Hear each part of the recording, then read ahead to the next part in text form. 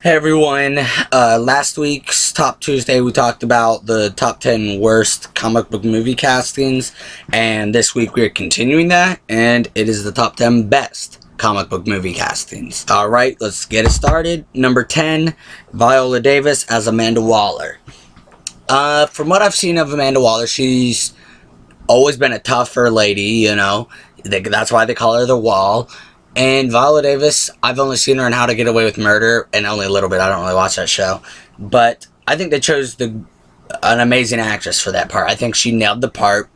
I think, and they didn't make her skinny, super skinny like they did in Arrow, and she was like super light skinned, just didn't fit Amanda's part. But they didn't make her a giant, which in the comics, a lot of times she looks like a giant, but it would also, how that person would look, you'd have to find a huge girl or did some CGI, but they found like a good mix, and she had her like fro from like I think it was the 70s back when she rocked that, and like the suit type of look and whatnot, but she was scary. She was like definitely a really good part in Suicide Squad, but she's, you know, Amanda Waller's a bitch and she doesn't care about nobody. Like they just saved the world and she's threatening to kill them again. She's like, I'll kill you. You're going back to jail right now. Which I understand that.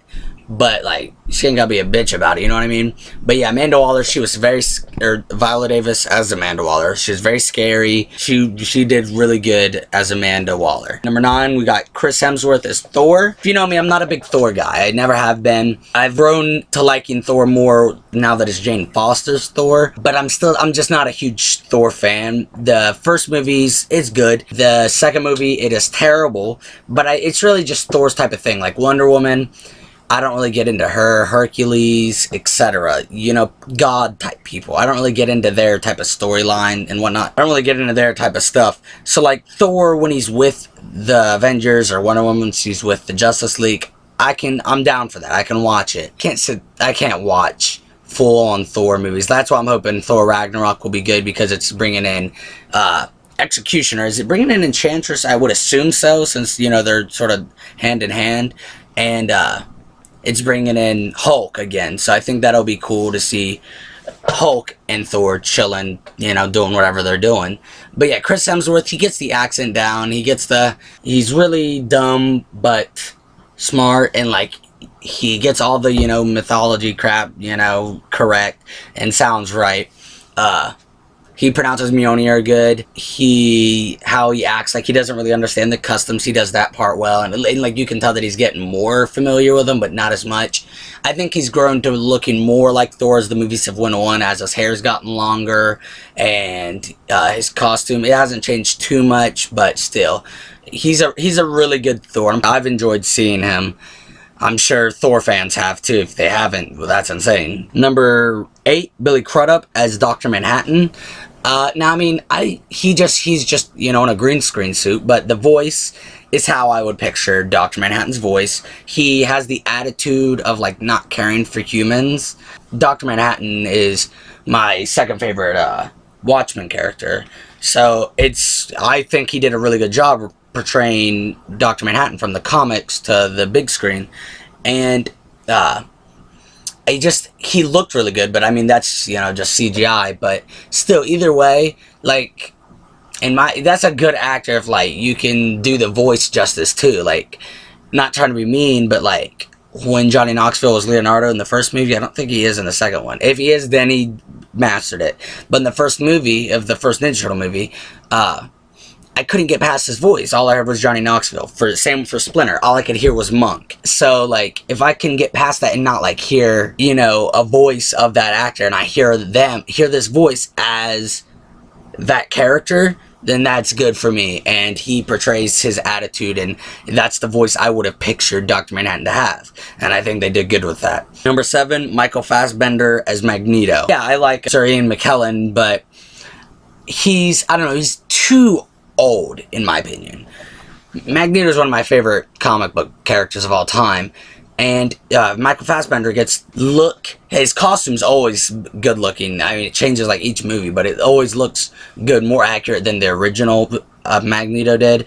But he acts like Magneto would real evil and brutal and crazy, you know, like putting that penny through what's-his-face's head in first class, lifting up the baseball stadium, you know, he discovers his strength, and like, yeah, he still cares about Charles, and like, wants to be good, but also doesn't, and like, you can see that with him, and I think he portrays Magneto or Eric or whatever you want to call him. I think he does an amazing job as him. And sticking to, you know, X-Men leaders, we got number 6, Patrick Stewart as Professor X.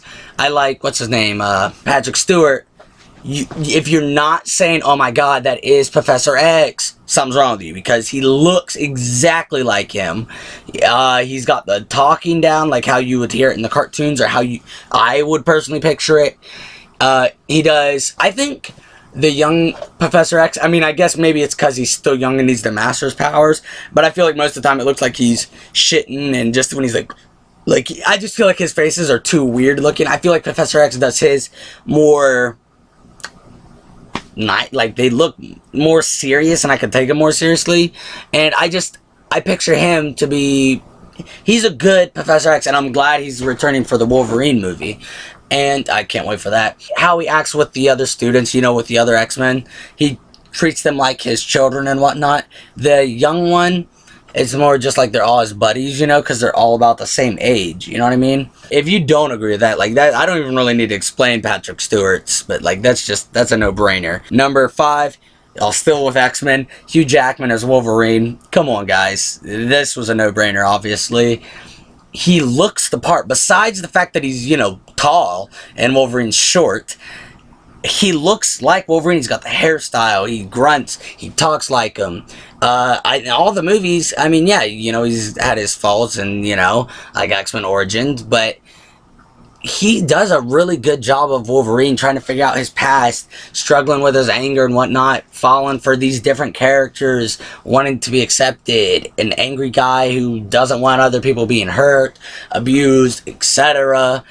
He looks the part, and he is Wolverine, and I'm glad that they're doing this new movie. It's going to be called Logan. I love the title. I'm assuming they're going to go more of an Old Man Logan style, and make him like to where he can return in the movies if they wanted, but like he'll just be an old guy now. He'll be Old Man Logan, and in the poster it has him with his claws and a little girl holding his hand. Obviously that's X-23, aka Laura Kinney, aka the all-new Wolverine. So they're setting that up, I'm assuming, which is awesome.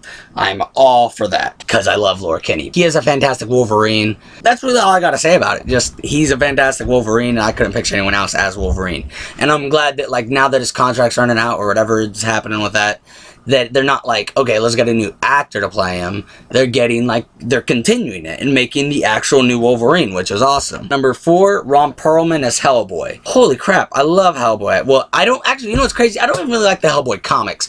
I love the BPRD comics based on the government facility he works for, because I love Abe Sapien. Johan's my boy. Love Roger. You know, I like Liz and all. She ain't my favorite, but like the characters in that series are amazing, and Hellboy appears here and then.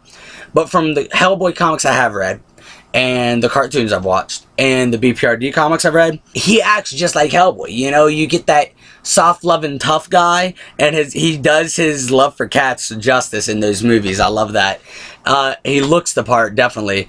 But, you know, that's not really Ron Perlman's, you know, doing. But I think he does an amazing job in both movies, and I still wish there would have been a third one. Introduced Roger in that. That would have been awesome. Ron Perlman, if you don't like the Hellboy movies, something's wrong with you. I mean, the second one's definitely not as good, but it brings up my boy Johan, so I like it. And it's also voiced by Seth MacFarlane, which is weird. Now, Hellboy, he's cigar-loving, you know, shooting, drinking, his love for Liz, you know, and how he cares about the professor. He portrays Hellboy. He does a really good job at it. And his, you know, how his makeup and, you know, all that good stuff on him help him out definitely, because he looks the part fantastically. Number 3, Jackie Earle Haley as Rorschach. But yeah, I mean, he's a good actor, I guess. I don't really know him much, but I think him as Rorschach kills it. Rorschach's my favorite Watchmen, and throughout the Watchmen movie and comic, you see a homeless guy with signs saying the near. You don't really know much about him until you find out later that it is Rorschach. The actor, in my opinion, he looks a little bit more cleaned up than the Rorschach in the comics, but I still think he looks a lot like Rorschach. Like, I could picture Rorschach looking like that. His voice, oh my god, that's exactly how I would picture Rorschach's voice. Just the raspy, deep scariness, you know, like the anger in him and whatnot. The violence, the fighting style, the stealthiness, etc. His relationship with the other teammates, I love when he does his Rorschach's journal entries. Like, he does an amazing job as Rorschach. Oh my lord. Fantastic. He did an amazing job. He really did. And just, the voice is what you would expect from a Rorschach type of character. So, I really enjoy that. Number 2, Robert Downey Jr. as Iron Man. That's also a no-brainer. He plays Tony Stark's part so well. No one else can play him ever. He is Tony Stark. Like, he is the perfect Iron Man. He's cocky, doesn't care who knows who he is. He loves to show off how rich he is. He is Iron Man, you know. He likes to get it on with the ladies, flirt. He also cares about Pepper, but also wants to do all of his Iron Man stuff. You know, he is a perfect Iron Man, and I'm not really going to go much more in depth of that because that's also a no-brainer to have on the list. And number 1, Ryan Reynolds as Deadpool, not in X-Men Origins Wolverine, but in the Deadpool movie. When he plays Deadpool or Wade Wilson in X-Men Origins, when he's still Wade Wilson, you know, he's making the jokes, and they give him his katanas and guns, and, you know, he's wisecracking, he's the merc with the mouth, and the costume, you know, they give him just a red costume, you know, just some red clothing to make it, you know, not really too Deadpool-y, I guess.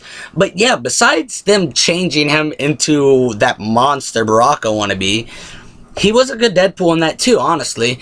But in Deadpool in X-Men Origins, or in Deadpool the movie, he breaks the fourth wall. He's very inappropriate. Like when he gets his baby hand and wants to beat his meat. Yeah, always beating his meat with that unicorn and his Crocs. Oh my lord. He doesn't really care. He shoots, breaks his arms, chops his arm off. He can get shot in the ass, does not care, does not faze him, shoots like crazy, who cares about guns, chops him up with katanas. He breaks the fourth wall a lot, and is just awesome. Ryan Reynolds, they chose the perfect actor for Deadpool, and I was afraid that because Ryan Reynolds is such a loved actor, and he's a good looking guy, they would keep his face normal. I don't know, I just felt like they'd keep his face normal, or at least most of the movie normal, but they made it all scarred up and ugly and gross, and just, he did an amazing job as Deadpool, and I can't wait for Deadpool 2 with Cable, which will be even more awesome. Deadpool is that dude. He killed it in that movie. I don't know a whole lot about Deadpool, but he was the merc with the mouth, and I couldn't picture anyone else playing him. But yeah, that's it, and until next time, stay geeky.